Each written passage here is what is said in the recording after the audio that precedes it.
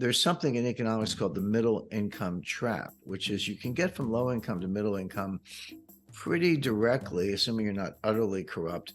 You bring people in from the cities, you bring people in from the country, you bring them into the cities, you build housing. There's nothing luxurious about it. It's not much more than a dormitory, but they have housing, they have public transportation, they can get to work.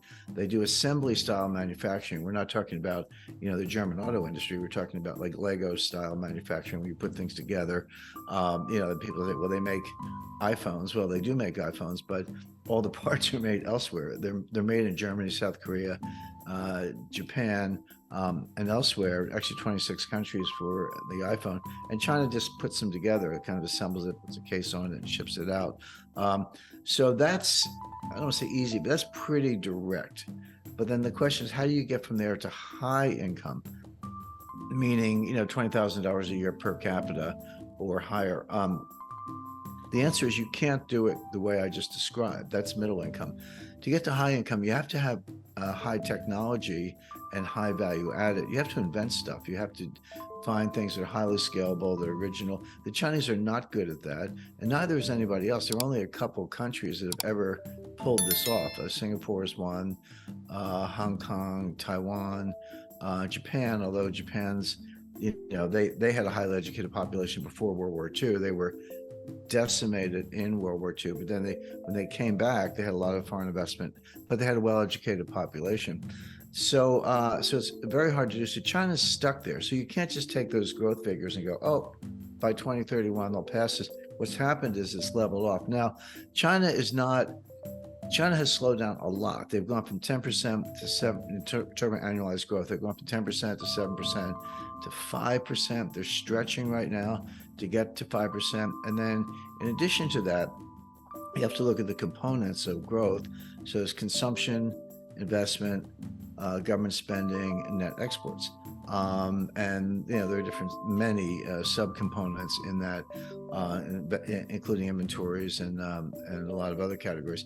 But China, the United States, for example, is about 70% consumption and 25% in investment, and then the rest is government spending and net exports, which are very small factors. I know we have $1 trillion deficit, but we get a certain amount of that. That's $1 trillion in the context of a $23 trillion or $25 trillion economy. So it's not a big factor, but with China, it's different. Their consumption factor is down around 25%, but their investment factor is 45%. Now, investment's not a bad thing if it's productive. If you're going to invest in things that have higher output than the cost of funding, that's a good thing. You'll grow. It's not even a Keynesian multiplier. It's just a smart investment, and that's true for some infrastructure and building your first airports and your first high-speed railroads and all that.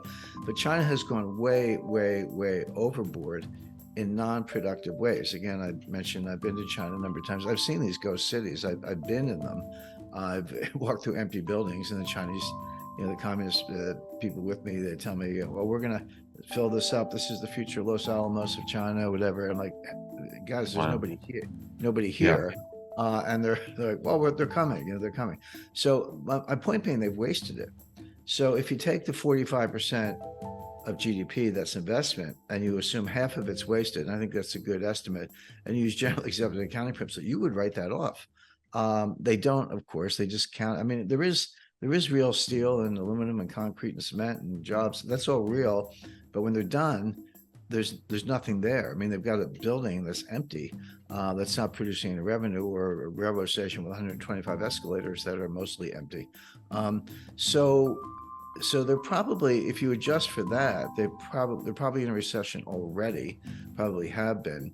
But now the numbers, even without making that adjustment, the numbers are coming down very fast. So whether China is technically in a recession or not is almost irrelevant. What is relevant is the fact that their economy is slowing significantly. A lot of the growth you see is wasted growth, so it's not going to pay off. They're doing all these stimulus plans, and Wall Street keeps saying the Chinese are doing stimulus, buy Chinese stocks. I mean, Wall Street just wants to sell you stocks, but stimulus doesn't work. You can call it stimulus, but it doesn't actually work. Because you're wasting the money. So China is either near a recession, But whether it's technically in a recession or not doesn't matter, because it's slowed down so much. It's not going to contribute to world growth, and the Chinese will barely be able to, kind of take care of themselves, let alone dominate the world. Which puts Xi in a box, because the Chinese have a concept called the mandate of heaven, very intangible, very kind of spiritual, whatever. But in effect, do the people believe in the leadership? That's the mandate of heaven. If you lose it, you're done. And Xi, a lot of senior people are disappearing. They're either being killed or imprisoned or demoted, if they're lucky, or put in jail, whatever. So those are signs of a guy who's not very secure. So I don't, as much as Xi ran rings around Biden at the summit, I don't put a lot of stock in China. I think they're slowing down a lot. They're going to take the world with it.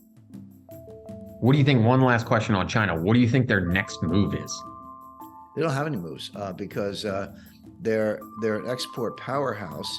But the smart U.S. companies, and there are a lot of them, they're moving to India. Apple's moving to India.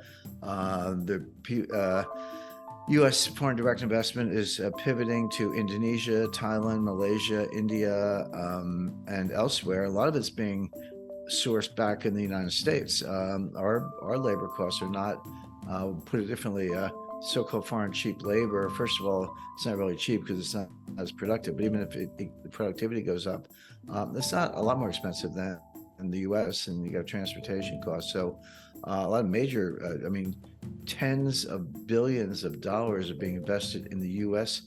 semiconductor industry in places like Arizona, Oregon, Texas, elsewhere. That money's not going to China, whereas it might have in a different time. So, and if China relies on exporting to the rest of the world, what happens when the rest of the world slows down and they don't buy their exports? And then China they never brought up their consumption game. They wasted the investment game, and foreign investment starts to move elsewhere. What are they going to do?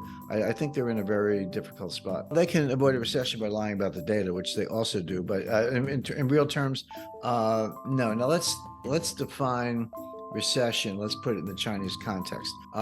China had been growing at double digits, 10% or more, sometimes 15% per year, compounded for 15 years, going all the way back to 1990. 1994 was really the takeoff point. Deng Xiaoping did some major reforms beginning as early as 1979.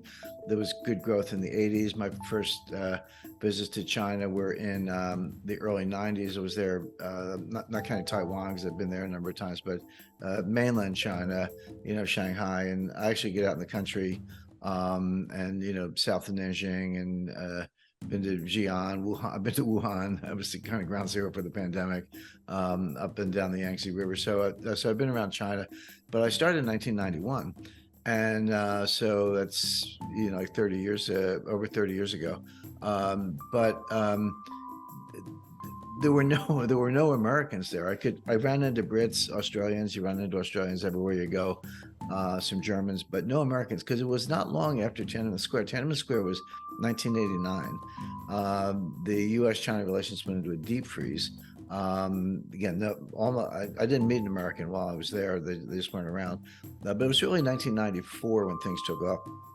And through 2008, China just grew enormously from a very low base. So you get that kind of, double-digit compounding. Yeah, that's an enormous growth, but from a low base.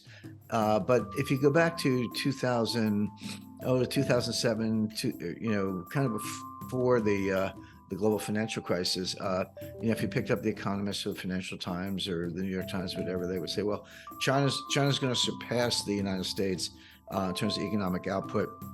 And they were even giving dates, which is a simple extrapolation from the data. They were saying 2031, 2032, whatever it was, the U.S. is growing like this, China's growing like this, and China's going to surpass.